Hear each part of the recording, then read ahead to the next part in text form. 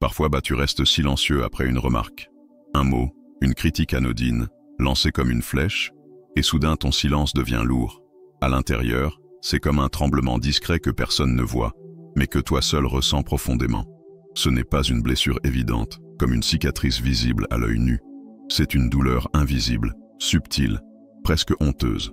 C'est cette voix intérieure qui murmure « Peut-être ont-ils raison, peut-être suis-je vraiment ainsi ?»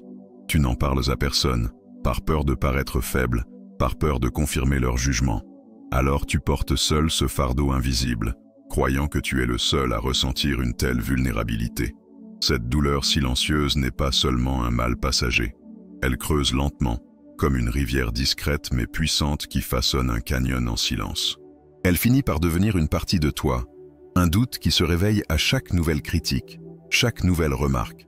Sans même t'en rendre compte, tu commences à croire que ce que les autres pensent de toi, ce qu'ils disent de toi, c'est ce que tu es réellement. Et ton esprit, doucement, se ferme.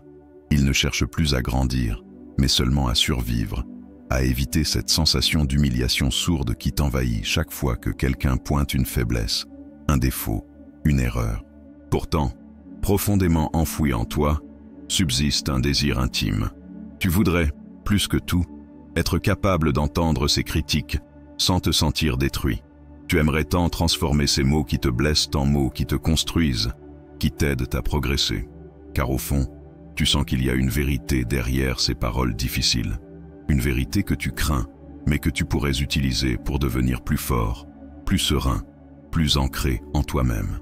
Ce désir, tu ne l'as peut-être jamais formulé clairement, mais tu le ressens chaque fois qu'une critique te touche profondément. Car tu sais que ta vraie force serait de pouvoir accueillir chaque reproche sans peur, sans résistance, simplement comme une information utile à ton évolution personnelle. Écoute Sénèque, ce sage ancien qui connaissait profondément la nature humaine. Ce n'est pas parce qu'on vous heurte que vous devez croire que vous n'êtes pas de pierre. Imagine la critique comme le marteau d'un forgeron, dur mais nécessaire, qui vient façonner ton caractère, le rendant plus résistant, plus affûté. Ce n'est pas agréable, ce n'est pas facile, mais c'est ainsi que le métal devient précieux, solide, capable de résister à toutes les tempêtes. La critique, si elle est accueillie avec lucidité, peut devenir ton plus grand allié. Elle révèle tes failles, non pour les exposer, mais pour que tu les combles. Elle indique tes fragilités non pour te diminuer, mais pour te renforcer. Épictète, lui aussi, connaissait bien cette vérité.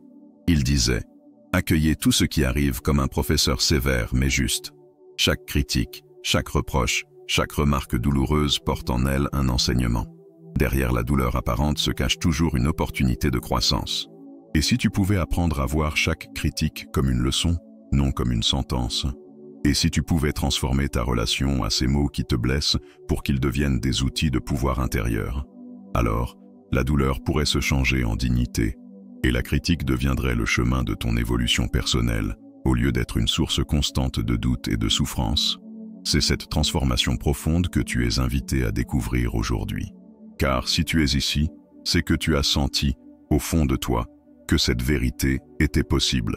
Ce n'est pas une illusion réconfortante, mais une réalité accessible à celui qui ose regarder au-delà de la blessure immédiate. Aujourd'hui, ensemble, nous allons explorer comment tu peux enfin cesser de redouter les critiques et comment tu peux apprendre à t'appuyer sur elles pour te façonner, doucement mais solidement, comme la pierre sous les mains expertes du sculpteur. Il suffit parfois d'un seul mot, d'un regard, d'une remarque glissée entre deux phrases, et ton monde intérieur vacille. Ce n'est pas un grand cri, ce n'est pas une blessure sanglante, c'est un effondrement discret. Tu continues à sourire, tu hoches la tête, mais à l'intérieur, tout se referme. Une tension monte, une honte sourde, un sentiment de ne pas être à la hauteur. Ce moment-là, tu le connais bien. C'est celui où la critique devient une agression, où tu te sens exposé, nu, vulnérable. Comme si toute ta valeur venait d'être remise en question d'un seul coup. Ce n'est pas la première fois.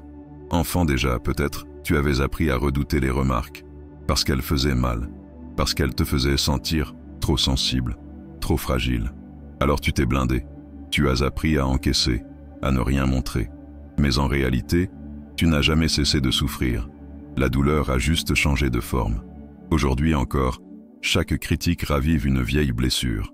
Ce n'est pas ce qu'ils disent qui fait si mal. C'est ce que tu crois que cela signifie à propos de toi. Et cette croyance devient ton propre poison. Mais ce que ton cœur désire secrètement, ce n'est pas de fuir ces moments, c'est de les traverser, de rester debout quand tu es critiqué, de sentir la tempête sans être balayé. Tu ne veux plus fuir, tu veux comprendre, grandir, te libérer. Tu veux que la critique ne soit plus cette cloche qui sonne ton indignité, mais cette voix rude qui t'aide à te redresser, à t'ajuster, à devenir plus vrai. Tu veux pouvoir écouter sans te contracter, entendre sans te défendre, répondre sans t'écraser. Mais surtout, tu veux cesser de croire que toute critique est un rejet de ta personne. Et pourtant, c'est là le piège le plus courant. Cette confusion entre ce que tu fais et ce que tu es, entre une action critiquée et une identité attaquée. Tu n'es pas ton erreur, tu n'es pas ton défaut. Tu es celui qui agit, qui apprend, qui corrige, qui se relève. Mais quand tu oublies cela, chaque critique devient une attaque directe. Tu te fermes, tu te durcis, et plus tu te défends, moins tu entends. Moins tu entends, plus tu répètes. Et ce que tu voulais éviter, recommence. C'est ici que la sagesse stoïcienne est claire. Elle ne nie pas la douleur, elle ne minimise pas l'impact. Mais elle redonne à l'esprit son vrai rôle, le pouvoir de juger autrement. Ce n'est pas l'opinion de l'autre qui blesse, mais votre acceptation de cette blessure. Cette phrase, au début, peut sembler dure, mais en vérité, elle est libératrice. Car si la blessure dépend de ton jugement, alors tu peux changer ce jugement. Tu peux décider de ne plus absorber chaque parole comme une flèche empoisonnée. Tu peux choisir de filtrer, de traduire, de transformer. Imagine un instant. Chaque fois qu'une critique te parvient, tu poses une question simple. Que puis-je en retenir? Pas « que veulent-ils dire de moi ?» Pas « suis-je un échec ?» mais seulement « que puis-je en retenir ?» Cette reformulation, aussi discrète soit-elle, change tout. Elle te replace au centre. Elle coupe le lien de dépendance. Tu n'es plus celui qui subit, tu es celui qui choisit. Tu es celui qui filtre, qui extrait l'or de la boue, la leçon du reproche, la sagesse du choc. Et alors, quelque chose de neuf émerge. Ce n'est plus l'humiliation qui te définit, mais la transformation. Ce n'est plus la peur qui dirige ton silence, mais la lucidité. Ce n'est plus la critique qui décide de ta valeur, mais ta capacité à y répondre avec calme et discernement. Tu n'as pas besoin d'avoir toujours raison. Tu n'as pas besoin de plaire à tout le monde. Tu n'as même pas besoin d'être irréprochable. Tu as seulement besoin de rester ouvert et de ne plus confondre le reproche avec une condamnation. Tu n'as pas été faible. Tu as été humain. Et maintenant tu choisis. Tu choisis d'écouter autrement, de répondre autrement, de vivre autrement. Il y a un moment subtil, imperceptible, où ton cœur se ferme. Ce n'est pas une grande gifle, ce n'est pas un cri. C'est ce petit pic, presque invisible, qui transforme une remarque en blessure, et tu ne sais même pas pourquoi. L'autre parlait peut-être calmement, peut-être même qu'il voulait t'aider, mais dans ton ventre, une tension est née. Tu t'es senti jugé, tu t'es senti attaqué, comme si derrière chaque mot se cachait un reproche plus profond, comme si tout ce que tu étais était en cause. Ce mécanisme, tu le connais trop bien, il ne vient pas d'hier.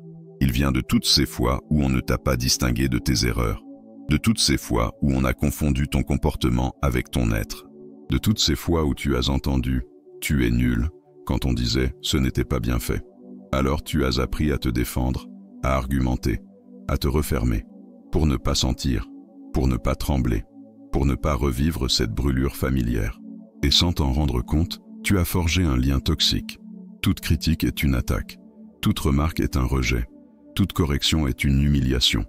Mais ce lien n'est pas une vérité, c'est une interprétation, c'est une construction. Et comme toute construction mentale, elle peut être déconstruite.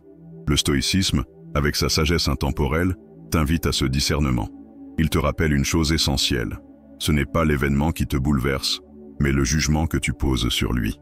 Ce n'est pas la critique qui t'écrase, c'est l'histoire que tu te racontes à son sujet.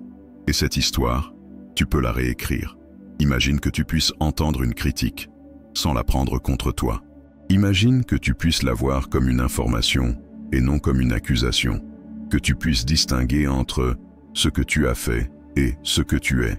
L'un peut évoluer, s'améliorer, l'autre est digne, simplement parce qu'il est. Tu n'as pas à être parfait pour être digne. Tu n'as pas à plaire pour avoir le droit de t'affirmer, et tu n'as pas à craindre d'être corrigé si tu sais que ton être n'est pas en jeu. Quand tu confonds critique et attaque personnelle, tu restes bloqué dans une posture défensive. Tu n'entends plus rien, tu ne retiens rien. Tu veux juste prouver que tu n'as pas tort, que tu ne mérites pas le reproche. Et à cet instant, tu perds l'opportunité de grandir, de transformer cette critique en levier, de la voir comme un miroir, de la ressentir comme une épreuve qui te polit, non qui te détruit. Tu n'as pas besoin d'être parfait, tu as besoin d'être ouvert. Tu n'as pas besoin d'avoir raison, tu as besoin de comprendre. Et pour cela, il faut oser entendre, même ce qui dérange, même ce qui pique, même ce qui te pousse à revoir tes repères. Ce n'est pas facile, mais c'est là que réside ta vraie force, dans ta capacité à écouter sans te contracter, à recevoir sans te dissoudre, à intégrer sans te renier. Alors, la prochaine fois que la critique frappe à ta porte, respire. Rappelle-toi, ce n'est pas toi qu'elle vise. C'est peut-être un geste, une parole, une attitude, quelque chose de modifiable, de perfectible. Et c'est une bonne nouvelle, car cela veut dire que tu as encore du pouvoir. Le pouvoir de changer, le pouvoir d'évoluer, le pouvoir de ne plus être prisonnier de cette confusion ancienne. Tu n'es pas ce qu'ils disent, tu es ce que tu choisis de faire de leurs mots. Tu es face à une critique, ton cœur bat plus fort. Une sensation familière monte en toi, ce frisson d'injustice, ce goût amer dans la gorge. Tu veux te défendre, tu veux prouver que tu n'as pas mérité ça.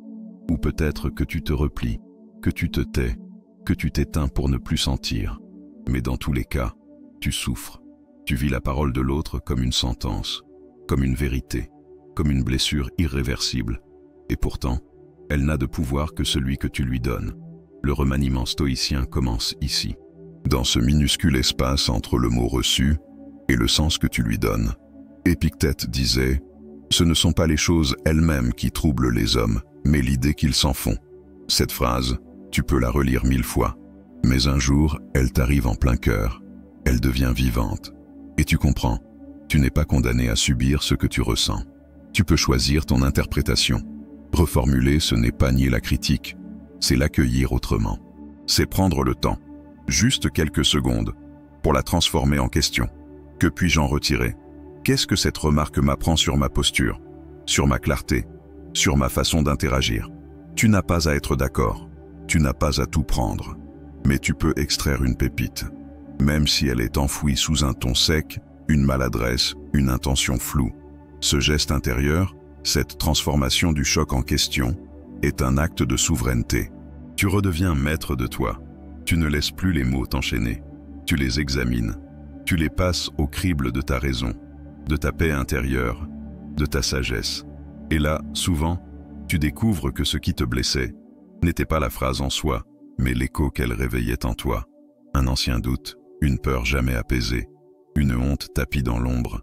Et ce moment devient sacré, car tu ne répares pas seulement une émotion, tu répares un lien avec toi-même. Tu désapprends le réflexe de l'enfant qui se sent coupable à chaque reproche. Tu apprends la posture de l'adulte qui sait s'écouter sans se juger, se corriger sans se mépriser. Tu n'as pas été blessé parce qu'on t'a critiqué. Tu as été blessé parce qu'à l'intérieur, une voix disait « Peut-être qu'ils ont raison, je suis nul. » Mais cette voix n'est pas la tienne. Elle est héritée. Et aujourd'hui, tu peux la contredire. Tu peux la dépasser. Tu peux répondre « Je ne suis pas parfait, mais je suis en chemin. » Et chaque remarque, même dure, peut nourrir ce chemin si je choisis de l'écouter avec discernement. Le remaniement du jugement est une pratique, une discipline douce, une gymnastique de l'âme. Plus tu la cultives, plus tu deviens libre, plus tu te sens solide, car tu ne dépends plus du ton, du contexte, de l'humeur des autres. Tu puises en toi un centre, et ce centre n'est ni blessable ni fragile. Il est clair, il est calme, il est à toi. Il y a des mots qui piquent, des phrases qui restent, des remarques qu'on ressasse en silence, bien après que l'autre soit parti. Ces critiques-là ne sont pas anodines. Elles touchent quelque chose d'encore ouvert en nous. Elles révèlent, et dans leur dureté, dans leur rudesse même, elles portent parfois un trésor, un catalyseur, non pas un poison, mais un feu purifiant. Tu te souviens peut-être d'un commentaire, il y a des mois, des années. Il t'a bousculé, tu as d'abord résisté, tu t'es défendu, ou tu as fui. Mais il est resté en toi, et avec le temps, tu l'as entendu autrement. Ce n'était pas juste une attaque, C'était un indice, un miroir, un point d'appui. Il t'a poussé à te remettre en question, à progresser, à t'affiner, à t'approcher un peu plus de la personne que tu voulais vraiment devenir. Voilà l'effet catalyseur. La critique comme révélateur, comme flamme qui fait fondre les illusions, comme éclat de vérité brutale, mais utile. Sénèque disait « Ce n'est pas parce qu'on vous heurte que vous devez croire que vous n'êtes pas de pierre. » Et peut-être que c'est cela, le cœur du processus. Apprendre à devenir pierre, non pas froide ou dure, mais stable. Sculpter notre caractère à partir de chaque impact. Imagine un forgeron. Il tient un métal encore souple. Il le frappe, encore et encore. Non pour le briser, mais pour lui donner forme. Chaque coup a un but. Et ce but, c'est la solidité, l'affinement, la cohérence. Tu n'es pas ce que l'on te dit. Tu es ce que tu fais de ce que l'on te dit. Et si tu choisis, vraiment, de transformer chaque critique en occasion d'évolution, alors plus rien ne pourra te figer. Voici une invitation douce et puissante. À chaque fois que tu reçois une remarque difficile, prends un instant, écris-la, puis note 3 façons de t'améliorer à partir de cette critique. Pas pour plaire, pas pour te faire accepter, mais pour te rapprocher de ta vérité, ta rigueur, ta clarté. Cela devient ton feu intérieur, non destructeur, mais alchimique. Et ce processus n'est pas abstrait. Il est quotidien, il est discret. Il se joue dans les petits gestes, un ton plus juste, une posture plus droite, un mot mieux choisi, un silence plus assumé. Tu ne réagis plus de manière impulsive. Tu réponds avec conscience. Tu ne laisses plus la critique te définir. Tu la rediriges. Tu l'utilises. Tu en fais un levier. Ce qui semblait être un choc devient un élan. Ce qui te blessait devient ce qui t'élève. Tu as le droit d'avoir été touché. Tu as le droit d'avoir douté. Mais maintenant, tu peux choisir. Tu peux affiner ton regard. Tu peux affiner ton être. Et dans ce choix silencieux, dans ce retournement intérieur, tu retrouves ton axe. Tu redeviens feu, mais un feu qui éclaire, pas un feu qui détruit. Il y a un tournant discret, presque imperceptible, dans le chemin de ceux qui se relèvent. C'est ce moment fragile où, au lieu d'esquiver la critique, on la convoque. Non par masochisme, non par besoin de validation, mais par conscience, par volonté de grandir autrement, sans attendre le hasard des reproches blessants, sans subir, en agissant. Cela commence par une simple phrase, mais cette phrase peut transformer une relation entière. Qu'as-tu remarqué que je pourrais améliorer? Pas « suis-je bien ?» Pas « tu m'aimes toujours ?» mais une question nue, digne, difficile à poser, et pourtant essentielle. Car dans cette démarche volontaire, tu reprends la main, tu redeviens sculpteur de toi-même. Demander un retour précis, ce n'est pas tendre la joue à la violence, c'est tendre l'oreille à l'exactitude, à la nuance. C'est créer un espace de vérité partagé, et dans cet espace, tu n'es plus une cible, tu es un artisan, celui ou celle qui affine sa voix, sa posture, ses intentions. Tu choisis les mots que tu accueilles, tu refuses les jugements vagues, tu réclames la clarté, et cette clarté, même inconfortable, devient libératrice. Mais il y a un piège. Il y a ce réflexe ancré depuis l'enfance. Vouloir plaire, vouloir être aimé à tout prix. Alors on redoute la moindre critique comme une menace d'abandon, comme une preuve de dévalorisation. Et pourtant, c'est l'inverse. Le courage de recevoir un retour, c'est un acte d'amour propre, pas une soumission, une exigence envers soi-même, une preuve de maturité intérieure. Pose-toi cette question. Quand as-tu pour la dernière fois demandé un retour sans te défendre? Quand as-tu accepté qu'un regard extérieur puisse t'offrir une pièce du puzzle de ta croissance? Trop souvent, nous préférons les compliments vides à la critique fertile. Mais les compliments n'aiguisent rien. Ils rassurent, oui, mais ils n'élèvent pas. Tandis qu'un retour précis, bien formulé, peut changer une trajectoire entière. Et ce changement, il commence par un cadre. Choisis une personne de confiance. Précise ton intention. J'aimerais m'améliorer sur ce point. Peux-tu m'indiquer une chose concrète que je pourrais ajuster? Pas de généralité, pas de reproche. Juste un regard franc, une vérité utile, une main tendue. Et quand tu reçois ce retour, ne réponds pas tout de suite. Respire, écoute, note, même si cela pique, même si cela dérange. Car chaque mot que tu accueilles consciemment devient un outil, un levier, un phare. Et dans ce geste humble, tu transformes la dynamique. Tu n'es plus celui ou celle qu'on juge. Tu es celui ou celle qui bâtit. Demander un retour précis, c'est aussi renverser le pouvoir. Ce n'est plus l'autre qui décide de te corriger par agacement ou par domination. C'est toi qui ouvres la porte. C'est toi qui règles le cadre. Et dans cette posture, tu incarnes la force tranquille du stoïcien. Tu ne fuis plus la critique.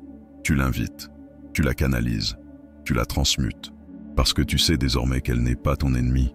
Elle est ton allié déguisé. Il est difficile d'y croire au début. Difficile d'imaginer que celui ou celle qui nous blesse puisse en réalité nous renforcer. Et pourtant, c'est souvent de là que vient la transformation. Pas des mains qui nous caressent, mais de celles qui nous secouent. Pas des mots doux, mais de ceux qui froissent. Ceux qui dérangent, éveillent, parce qu'ils révèlent un point aveugle. Une faiblesse que nous ne voulions pas nommer. Une aspérité qu'on préférait ignorer. Il y a une sagesse cachée dans le conflit. Une sagesse nue, rugueuse, mais précieuse. L'adversaire n'est pas toujours un ennemi. Parfois, il est un miroir, un révélateur, comme un sparring partner dans un dojo silencieux. Celui qui te pousse à te défendre, celui qui affine ta posture, ton regard, ton ancrage. Pas pour te briser, mais pour t'éveiller. Épictète le disait sans détour. Accueille ce qui arrive comme un professeur sévère mais juste. Et ce professeur parfois porte le visage de celui qui t'oppose, te contredit, te provoque. Alors oui, la critique pique, mais elle peut aussi polir. Comme le burin du sculpteur qui heurte le marbre pour en extraire une forme. Comme la mer qui rabote la roche, lentement, inlassablement, jusqu'à ce que naisse la beauté. Regarde autrement. Regarde ce collègue qui souligne tes erreurs. Cet ami qui te dit une vérité que tu n'as pas envie d'entendre. Ce proche qui insiste sur ce que tu veux taire. Ils ne sont pas là pour te réduire. Ils sont là pour te tester. Et dans ce test, tu peux découvrir une force nouvelle. Une solidité. Une clarté. Il ne s'agit pas de tout accepter. Il ne s'agit pas de te soumettre aux mots blessants. Il s'agit de discerner. D'extraire la pépite de vérité au milieu de la provocation. De te demander « Qu'est-ce que ce choc révèle en moi ?» Peut-être une insécurité, peut-être un besoin de reconnaissance, peut-être une peur. Et alors, au lieu de riposter, tu observes, tu apprends, tu grandis. Reconnaître l'adversaire comme allié, c'est aussi refuser de devenir esclave de la blessure. C'est dire « Tu peux frapper, mais tu ne définis pas ma valeur. » C'est choisir de transformer chaque mot reçu en matière première pour ta propre sculpture intérieure. Ce n'est pas l'autre qui te forge, c'est toi qui te façonnes à travers l'impact de l'autre. Et dans cette posture, tu gagnes un pouvoir immense, celui de ne plus dépendre des intentions des autres, celui d'utiliser tout ce qui t'arrive, même le plus inconfortable, comme terrain d'évolution. Tu ne cherches plus à éviter le choc, tu cherches à le comprendre, à l'utiliser, à t'élever par lui. Ce que tu prenais pour une attaque devient une invitation. Ce que tu redoutais devient une opportunité. Et ce que tu fuyais devient un tremplin. Tu n'es plus dans la défensive, tu es dans l'alchimie.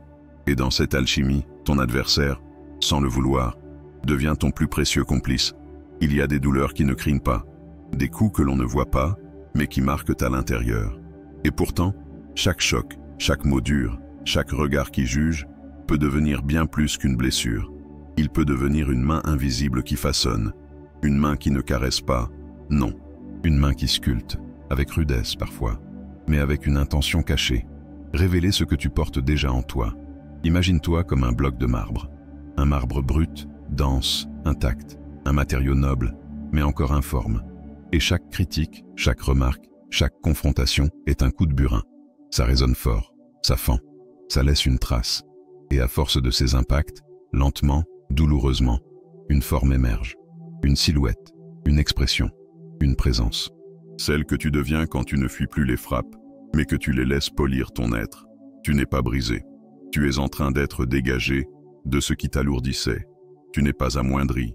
Tu es révélé. Il ne s'agit pas de se laisser réduire par les autres, mais de laisser tomber ce qui, en toi, résiste encore à ton propre éclat. Le jugement des autres, mal dirigé ou même injuste, devient alors un révélateur, un contraste, un éclairage indirect. Il te pousse à te redresser, à t'affirmer, à élever ta forme au lieu de te recroqueviller dans la douleur. Mais cette métamorphose n'est pas passive. Tu dois choisir. Choisir de ne pas laisser ces coups t'enfermer dans la rancune ou la peur. Choisir de les regarder en face, de les écouter non avec tes blessures, mais avec ton cœur lucide. C'est dans ce regard que réside ton pouvoir. Ce n'est pas ce qu'on te dit qui te définit. C'est ce que tu fais de ce qu'on te dit. C'est ce que tu choisis de tailler, de conserver, de laisser tomber. Retiens cette image. Chaque jour, tu es cette statue en devenir. Chaque jour, le monde te confronte à ses outils. Des remarques, des regards, des silences, parfois des humiliations. Et chaque jour, tu peux laisser ces outils t'éroder ou te façonner. Tu peux les voir comme des menaces ou comme des invitations à grandir, à émerger. Ce n'est pas la douceur seule qui fait de toi une œuvre, c'est la friction. Ce n'est pas l'approbation qui te révèle. C'est la tension entre ce que tu veux être et ce que tu acceptes de traverser pour le devenir. Et plus tu avances dans cette voie, plus tu comprends que chaque critique n'est pas un obstacle. C'est une opportunité, pas une condamnation, un matériau. Alors marche avec cette certitude intérieure. Tu es cette matière forte, et chaque coup reçu, chaque mot dur, chaque regard froid peut être détourné de sa trajectoire pour devenir ton outil. Tu n'es pas fini, tu es en train d'être sculpté, et ce que tu seras, demain, portera la noblesse silencieuse de tout ce que tu as transformé, à l'intérieur. Il y a une paix étrange qui naît quand tu cesses de te défendre, quand tu n'ériges plus de murs à chaque mot qui blesse, quand tu regardes enfin la critique, non plus comme une attaque, mais comme un signal, un miroir, une invitation. Tu as passé des années à éviter, à craindre le jugement, à sentir ton cœur se crisper au moindre reproche. Tu as cru qu'il fallait fuir, ignorer, prouver ta valeur en silence. Mais cette lutte t'a fatigué. Elle a rongé ton estime, jour après jour, à chaque fois que tu t'es senti remis en question. Pourtant, c'est dans cette remise en question que naît la vraie force. Celle qui n'a pas besoin de validation extérieure. Celle qui sait qui elle est, même dans le tumulte. Abandonner la peur de la critique, ce n'est pas renoncer à soi. C'est justement s'y ancrer. C'est comprendre que chaque remarque peut être utilisée, non pour se plier, mais pour se redresser autrement. Plus droit et plus lucide, plus aligné. Les mots des autres ne sont que du vent, disait Marc Aurèle. S'ils ne trouvent pas de voile à gonfler en toi, alors deviens ce bateau stable qui choisit sa direction et utilise chaque vent, même contraire, pour ajuster ta trajectoire. Tu n'as pas besoin de tout croire, tu n'as même pas besoin de tout entendre. Tu as seulement besoin de discerner, de sentir ce qui, dans une parole, peut te faire grandir, et de laisser le reste derrière, comme des feuilles mortes que le vent emporte. Sénèque disait « Nul vent n'est favorable à qui ne sait où il va ». Tu sais maintenant, tu ne vis plus pour être épargné, mais pour être forgé. Tu ne recherches plus la facilité, mais la clarté. Et chaque critique, chaque remarque, même maladroite, peut devenir cette lumière qui révèle une zone d'ombre. Non pas pour te faire honte, mais pour t'éclairer. Tu n'es plus celui ou celle qui recule. Tu es celui ou celle qui transforme. Tu es cette personne qui choisit de grandir, même dans la douleur. Et cette croissance-là, elle est inaltérable. Elle ne dépend plus des autres. Elle ne dépend que de toi. Alors respire, redresse-toi et avance. Avec douceur, avec force, avec cette certitude. Tu es en train de devenir, pas pour plaire, mais pour être vrai. Entier, aligné, et personne ne pourra t'enlever cette vérité-là.